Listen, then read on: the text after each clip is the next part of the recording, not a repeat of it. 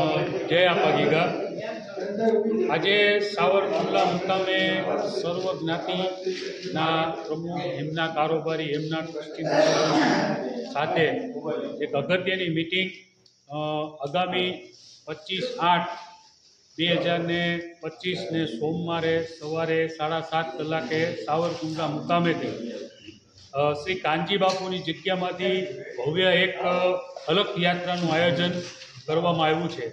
એના અનુસંધાને આજે સાવરકુંડલાના દરેક સમાજના આગેવાનોને આપણે અહીંયા કાનજી બાપુની જગ્યામાં આમંત્રણ આપી આ અલખ યાત્રામાં જોડાવાનું આહ્વાન કરે છે।